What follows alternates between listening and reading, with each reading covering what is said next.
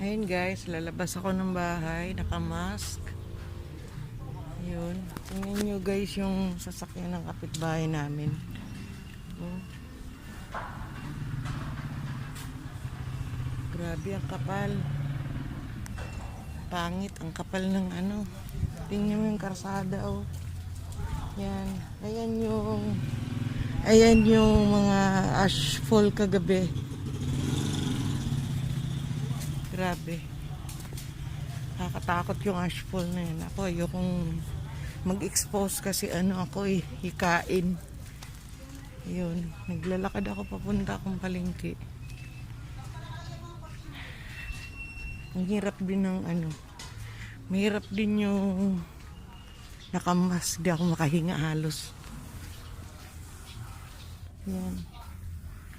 Naglalakad ako. Ang daming ash sa kalsada. Yan ang grabe oh, ang dami kagabi. Oh. Pupunta ako sa palengke, maniningil ako. Para akong hold-upper. Mamaya uli guys.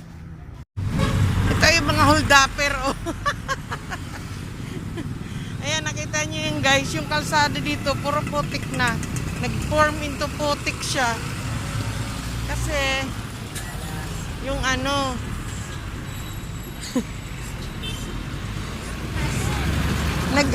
naniningil-ningil. Suot mo yan. Akala mo joke-joke yan. No, binibidyo kita. Nagbablog ako sa itsura ng Teresa. Oh, ayan. Thank you, bye-bye. Tatawid ako.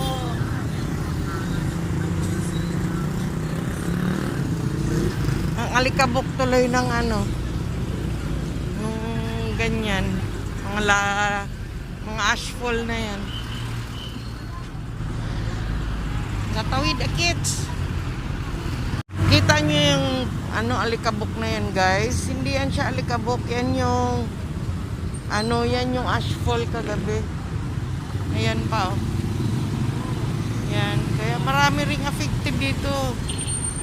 Hindi naman ganito dito eh. Kala tuloy putik.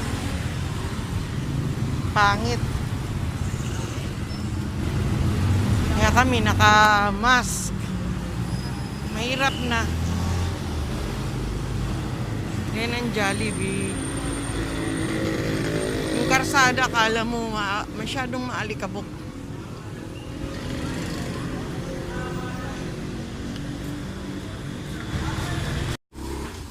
Ayan. Nakita niyo yun. Pauwi na ako. Tignan niyo yung karsada.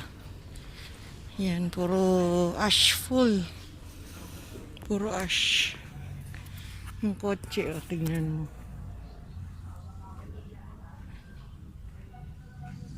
Yan. Puro libag. Puro libag ng ash.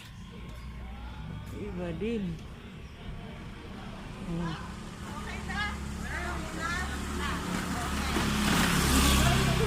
Ito na yung amin. Ito na yung aming bahay. Kanina, naku, ang dami-dami dito mga alikabok. Pati daspa namin puno. Pati mga dahon.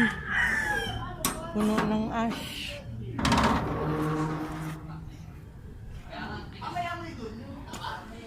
Ay, naku. Ayan, meron pa ako sa mga dahon ng papaya.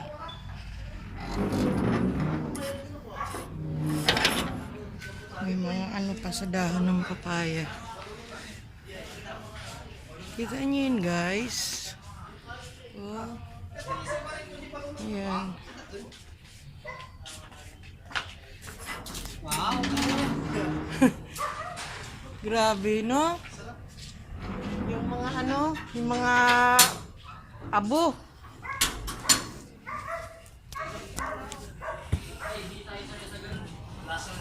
Ay nako, pasok na ako sa amin. Nakakulong kami, wala kami close sa aming mga bintana, pinto. Sarado kami. Ayaw namin lumabas. Hindi naman lumabas. Pumasok pa lang hangin.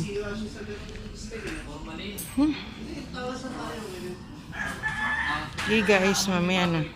Kararating ko lang. Dito pa lang matatanggal ang ang mask. Grabe siya. Grabe.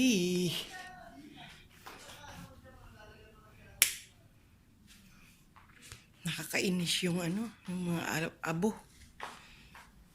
Yeah.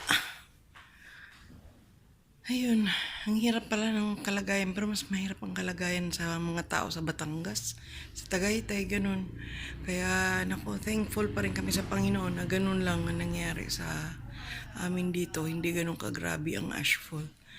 Pero, kung papasok yun sa baga ng tao, I'm sure magdudulot yun ng hindi maganda. Kagabi, punong-puno ako dito sa leeg, tsaka sa mukha ng mga abo. Pag uwi namin, pati ulo namin ng apo ko. Grabe, ang dami namin mga abo. Iba din. Kaya, akala namin ulan, yun pala, hindi pala yun ulan. Kasi nakakaramdam ako na may pumapatak sa ulo ko na malamig. Yung pala, abo na pala yun, nag-ashful na. Ba then?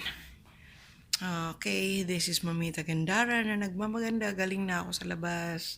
Nakaikot na inyong mamita. Nakarampa na.